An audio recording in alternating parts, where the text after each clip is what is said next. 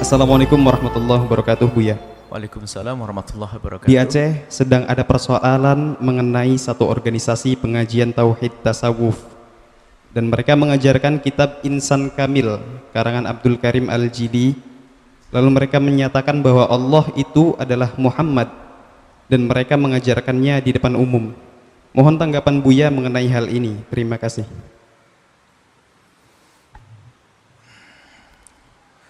Tasawuf adalah hak. Akan tapi di saat tasawuf nanti dimainkan oleh bukan ahlinya, sama.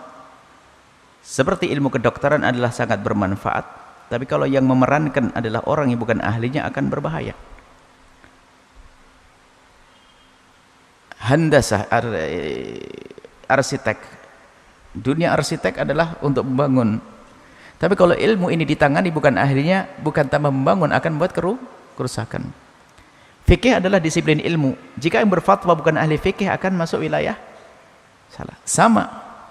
Dunia akidah pun demikian. Tasawuf adalah ilmu besar. Bahkan yang tidak bertasawuf tidak akan bisa bersih hati. Yang tasawuf adalah ilmu membersihkan hati. Ilmu mendekatkan diri kepada Allah, dan ilmu bagaimana kita baik dengan manusia, bersihkan hati agar hilang dengki, hilang benci, agar kita punya kasih sayang, agar kita bisa punya kerinduan menghantarkan orang pada kemuliaan. Ilmu tasawuf seperti yang dituangkan oleh Imam Ghazali dalam kitab Ihya Ulumuddinnya. Nah, ini tasawuf itu indah. Akan tapi lihat, dalam semua disiplin ilmu ada namanya sempalan. Islam sendiri ada yang keluar dari Islam. Ada Islam keluar dari Islam. Masa dulu ada Khawarij dan sebagainya, ada Islam padahal pohon yang indah Islam, ada benalu-benalunya. Dan benalu ini muncul dari kesalahpahaman daripada Islam yang benar. Muncul Islam ekstrim, tidak masuk dalam Islam sebetulnya. Dalam dunia hadis itu sendiri juga ada namanya apa? Wadda', pendusta hadis. Dalam ilmu akidah ada semacam Khawarij. Dalam ilmu fikih ada mutasahil, orang yang nentengin urusan fikih, ada. Setiap disiplin ilmu ada orang-orang yang keluar dari jalur ini. Tasawuf adalah pohon raksasa, pohon besar, pohon kemuliaan. Dan kalau orang tidak berlindung di bawah tasawuf, tidak akan sampai kepada Allah. Karena tasawuf adalah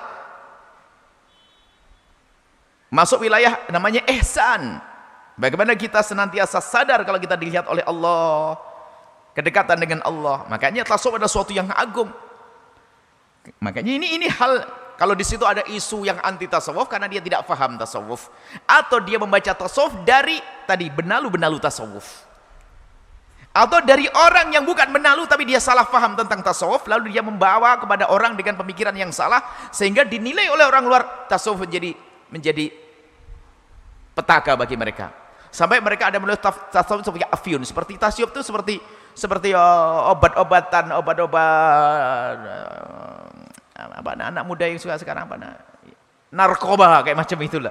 Jadi ada yang menghina ke tasawuf. Tidak, tasawuf adalah hak. Maka saya tidak pernah ragu memberikan istilah tasawuf, sehingga istilah tasawuf jangan diganggu.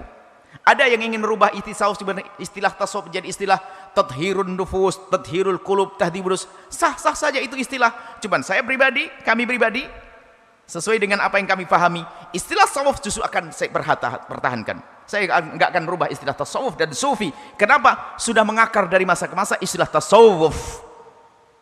Tasawuf sudah istilah yang sudah mengakar, tidak akan saya rubah. Kalau ada orang pakai istilah tathhirun nufus, tathhirul qulub, tazkiyatun nufus, oke, sah. Saya bisa pakai itu. Tapi jangan ditinggalkan istilah tasawuf ini. Tapi setelah itu apa? Ingat, kalau Anda ingin membaca tasawuf dan masuk wilayah tasawuf melalui jalur yang benar, dari guru-guru yang benar. Sebab banyak di sana ada penyelewengan dari tasawuf. Baik, kemudian setelah itu sesuai dengan pertanyaan tentang Syekh Abdul Karim Al-Jili. Jauh-jauh hari saya pernah membaca satu bukunya Imam Haddad rahimahullah ta'ala. Di dalam kitab itu Imam Haddad mewanti-wanti agar tidak membaca kitabnya Syekh Abdul Karim Al-Jili. Saya tidak pernah tahu kitab itu di mana. Pas kami sekolah waktu itu tahun 98-an, ada sebuah kitab namanya Insan Kamil. Saya masih ingat warna sampulnya hijau tipis, kitabnya tidak kitab sebesar ini, agak kecil kitabnya, dan kertasnya kuning. Saya beli. Saya penasaran kenapa Imam Ahmad melarang membaca kitab ini. Setelah saya baca, saya balik lagi, saya baca.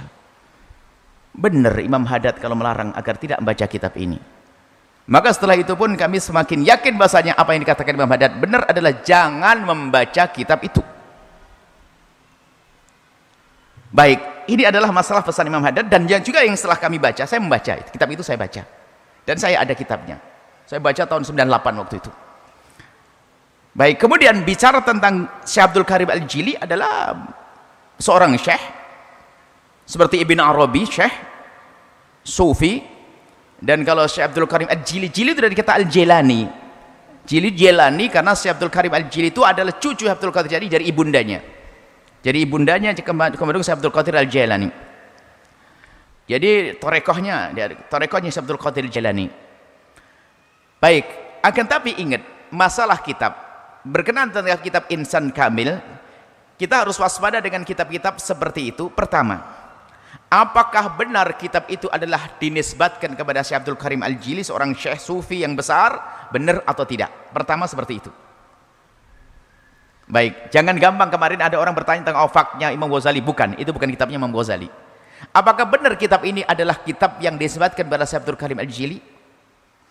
Baik, yang pertama. Kedua, jika benar itu kitab dinisbatkan kepada Syekh Abdul Karim Al-Jili, kalau memang betul itu dinisbatkan kepada Syekh Abdul Karim Al-Jili, maka benarkah kitab itu masih orisinil? Sebab Ibn Arabi sendiri pernah mengalami, termasuk bukunya dirombak oleh orang-orang yang memusuhinya, dari orang di luar tasawuf yang menyusupkan agar kitab itu rusak.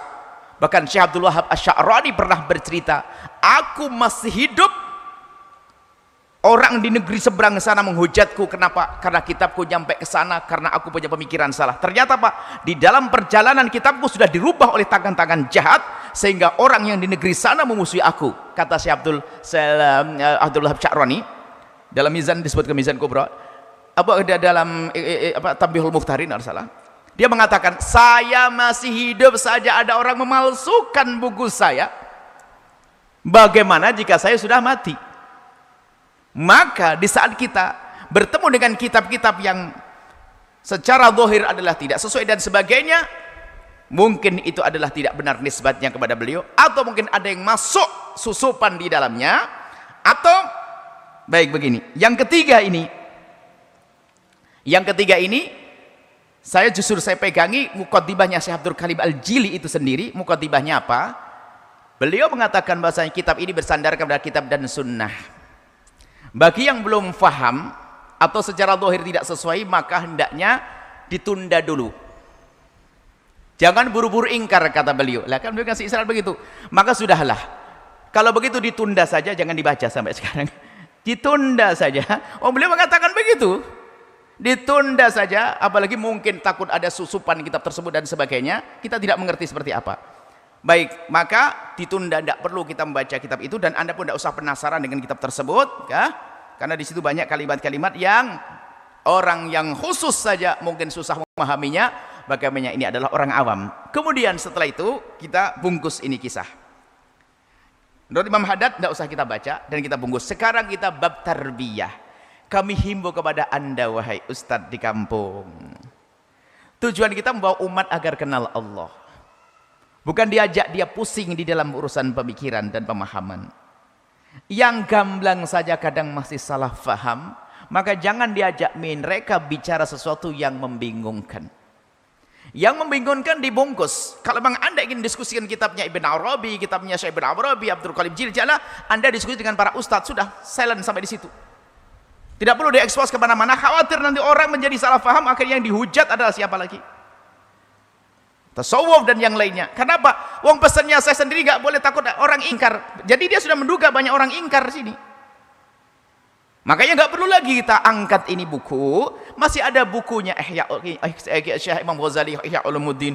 Bukunya Imam Haddad semuanya baca, itu semuanya syiat syar'i. Ada risalah Qusyairiyah. Ada kitab-kitab yang Masya Allah dibaca mudah. Orang paham, langsung mudah mengamalkannya.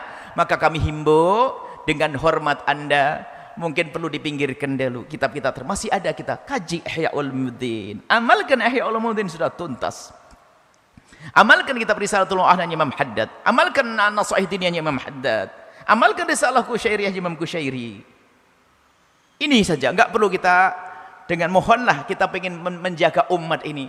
Jangan dibikin mereka diberi pemahaman yang jelas saja kadang masih bingung sebagian orang, apalagi di saat kita beri yang ini. Kata Nabi Nabi yukallimuna ala qadri uqulihim. Nabi itu kalau bicara dengan orang sesuai dengan pemahaman mereka. Jika khusus kalangan Rasul, Imam Ali radhiyallahu taala anhu berkata, aku diberi oleh Allah itu kalau seandainya aku keluarkan semuanya, puluhan onta tidak akan mampu mengangkat kitab yang bisa menulis omonganku. Artinya apa? Ada ilmu yang tidak beliau sampaikan. Tidak semua harus Anda sampaikan, apalagi di saat menjadi sebab kebingungan atau menjadi salah faham dan seterusnya. Kemudian di situ ada rambu-rambu akidah yang jelas. Selesai. Anda punya rambu-rambu akidah yang selama ini Anda ajari, akidah Ahlussunnah wal Jamaah Asy'ariyati, selesai. Jika nanti ada dohir pemikiran siapapun bertentangan, harus Anda pinggirkan. Anda berpegang dengan yang jelas ini. Selesai. Nah, kemudian masuk wilayah pendidikan. Tolong, jika Anda ingin menyampaikan ke seseorang yang jelas saja. Apa yang diperlukan orang hari ini adalah bagaimana dia dekat kepada Allah, takut melakukan zina, takut mencuri, keluar dari riba. Kemudian apa dia bisa baik dengan ibundanya, dengan saudari. Itu yang kita butuhkan. Bukan diskusi-diskusi yang pun akhirnya tahajudan juga ditinggalkan, duha enggak dan sebagainya. Baik. Jadi jika mungkin ada kitab dibahas, tadi di mana tempatnya? Di Aceh, mungkin itu adalah intern, bukan disebar kemana-mana. Ada yang ngintip barangkali ya. Tidak perlu disebarkan yang seperti itu. Saya membaca kitab itu dan saya membaca betul. Bahkan saya bisa punya catatan banyak sekali. Catatan itu tanda tanya semuanya. Saya punya catatan dan kitabnya masih ada, kayaknya ada coret. Saya catatan, pusing saya. Ya. Tapi dinisbatkan kepada seorang syekh besar, maka secara zahir bertentangan dengan yang saya yakini, dengan akidah yang saya yakini. Maka ya saya nggak perlu membaca buku ini sesuai dengan petunjuk Imam Haddad rahimahullah taala. Dan kalau saya ceritakan ke murid saya membuat fitnah buat murid saya. Makanya saya ajarkan akidah ya seperti akidah Jawharatul Tauhid dan yang lainnya seperti ini. Maka kami himbau, kita jangan sampai umat yang sudah keruh dengan bermacam-macam keadaan tambah pusing dengan hal-hal yang semacam itu. Kita perlu bijak dalam mengurusi umat ini. Beri mereka yang mudah. Bahkan pun kalau kita memberikan adonan saja, misalnya gula sama tepung nggak jadi apa-apa, sudahlah kita berikan donat sama apem sama roti, sudah jadi gitu saja, yang enak saja. Umat perlu zaman ini, karena zamannya zaman bersaing. Kalau mereka harus mengolah lagi, nggak jadi apa-apa, karena urusannya kita saingan dengan WhatsApp, YouTube, internet segala macam. Habis waktunya nanti. Kalau harus kita ajak berpikir macam-macam, tambah nggak kemana-mana, tambah gak nyampe nanti. Kita perlu yang sederhana, yang gampang. Makanya Hikam Ibn Athaillah itu juga kitab berat sebetulnya. Makanya di saat kita harus menerjemahkan dengan bahasa gamblang ini, kita tuh harus mikir juga gimana agar gampang deh bahasanya, bahasa yang nggak usah berat-berat deh, pulang baik gitu saja. Gitu aja. Jadi seperti itu, mohonlah. Jadi kitab itu selagi diwasiatkan oleh sebagian ulama untuk tidak dibaca, sudah jangan dibaca. Selesai. Lalu saya baca apa? Masih banyak yang bisa kita baca. Masih banyak. Kalau Anda kurang referensi, saya kasih referensi, Anda sampai mati pun nggak akan bisa membacanya. Yang mudah-mudah ini saja, demi umat, demi rumah besar yang tasawuf, agar tidak diobok-obok oleh orang lain. Ya, jangan sampai kita menghadirkan kitab Ibn Arabi, tidak perlu dikaji secara umum. Kitab-kitab yang ada kalimat-kalimat yang berat semacam itu tidak perlu dibahas di umum. Khawatir yang tidak paham malah salah paham. Kalau orang tidak paham itu akan mudah diselesaikan, tapi kalau salah paham akan berpegang sebuah kesalahan karena dianggap itu sebuah pemahaman, itu yang membahayakan, menjerumuskan nanti. Baik, jadi seperti itu. Mohon maaf mungkin para masyayikh yang ada di mana tadi di Aceh. Kami bukan berarti menghalangi Anda dekat dengan umat dengan cara Anda. Kalau betul ini kami mencintai Anda, mencintai semuanya, inilah pesan kami untuk diri kami sendiri dan juga yang kami baca dari Imam Haddad, agar kita senantiasa menjaga umat inilah agar tidak dikenalkan dengan buku-buku yang seperti itu. Semoga semua yang merasa tersinggung dengan kalimat kami ini bisa memaafkan kami, dan semoga tasawuf tetap berjaya, tasawuf tetap saja bisa dihadirkan dengan benar, tasawuf yang benar dihadirkan dengan cara yang benar, sehingga menjadikan orang bisa berperilaku benar dan baik di hadapan Allah Subhanahu wa taala. Ini saja, wallahu a'lam bissawab.